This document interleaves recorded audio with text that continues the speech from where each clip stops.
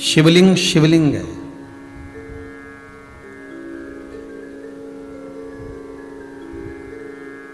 भले वो पार्वती जी का हस्त कमल ना हो, भले अशोक सुंदरी की जगह ना हो, भले अशोक सुंदरी की जगह भले ना हो, और भले उसमें हस्त कमल माता पार्वती जी का ना हो, परंतु शिवलिंग शिवलिंग है।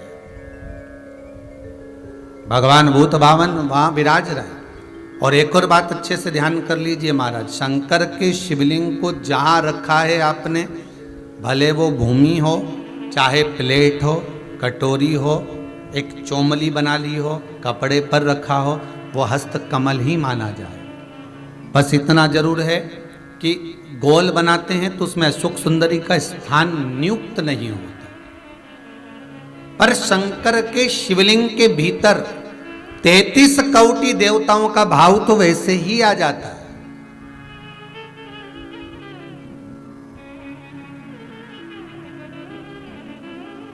किसी ने प्रश्न किया, गुरुजी आप बताते हो कि कमर दुखे, हाथ पैर दुखे, पांव दुख रहे हो, कमर दुख रही हो, पीठ दुख रही हो, सिर दर्द हो रहा हो, तो शंकर जी के मंदिर में जाकर शंकर जी की शिवलिंग की बेलपत्र उठाकर शंकर जी के शिवलिंग को देखकर चबा चबा कर खाना है। तो हम ऐसे बेलपत्र खा लें तो घर पर ले जाकर शिवलिंग देखकर क्यों? तो शास्त्र कहता है कि उसके प्रतिबिंब से, उस शिवलिंग के स्वरूप से जो किरण निकलती है, उस किरण से ही तो हमें रोग मिटाना है।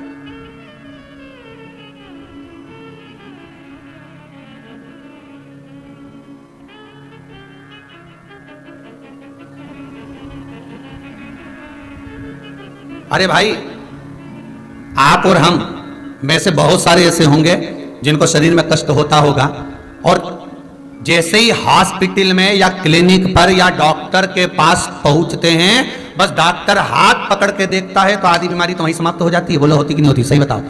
आप लोग तो गए होंगे, हम भी गए होंगे, सत्य बोलना।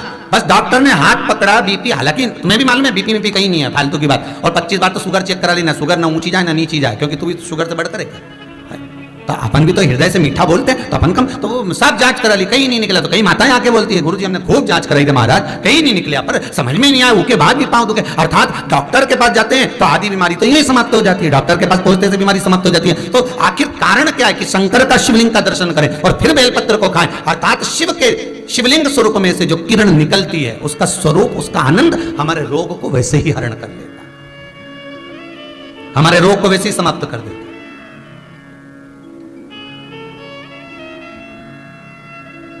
हम शंकर के स्वरूप का एक आनंद पा सकते हैं।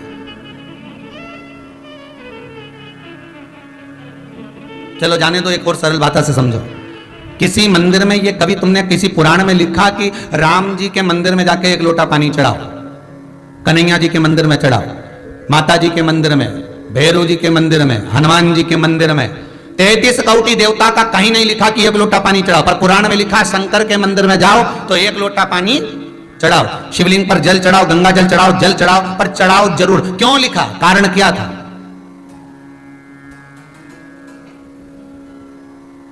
एक आध बार राम जी के मंदिर जाओ, कन्हैया जी के मंदिर जाओ, देवी जी के मंदिर जाओ, अच्छा बढ़िया माता जी चुनरी मुंदड़ी पहन के बैठी हो, बढ़िया सब लगा लोगों के, और पंडित जी के हाथ यहां से, और बाल्टी भर के, लोटा भर के पानी ले जाओ और माता जी के चढ़ा दे। फिर देख, फिर पंडित के जो माता है उसके देख, अभी तो तूने माता जी के चढ़ाया था, अब माता जी तेरे पे चढ़ेगी। अब हम देख,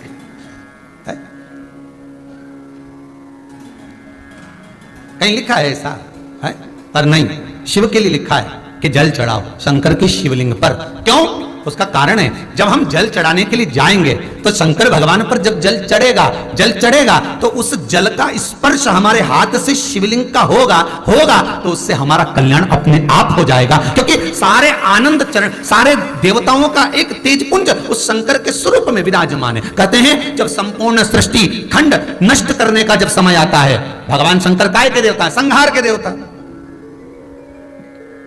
जब भगवान शिव संहार के देवता हैं, जब संपूर्ण सृष्टि खंड समाप्त होने का समय आता है, पूरी पृथ्वी जब जल में मग्न होने वाली रहती है, तब 33 कोटि देवता आते हैं और भगवान शिव जी से निवेदन करते हैं, सब कुछ आकाश पताल तलातल रसातल सब नष्ट होने वाला है, क्या करा जाए? शंकर भगवान कहते हैं आप सब मेरे पास में आ जाओ और मुझ में समा जाओ। 33 कोटि देवता शंकर के अंग अंग में समा जाते हैं। हम कहते 3.5 करोड़ रोम छिद्र ये मनुष्य के शरीर में है, शास्त्र कहता है 33 कोटि देवता भगवान शंकर के शरीर में है। जब भगवान शंकर के शरीर में 33 कोटि देवता विराजमान हो जाते हैं, शिव के भीतर विराजमान हो जाते हैं, तो हम जल केवल एक देवता को नहीं चढ़ाते, 33 कोटि देवता को चढ़ाकर उसका पुण्य अर्जन कर लेते हैं, पुण्य प्राप्त कर लेते हैं। 33 कोटि देवता।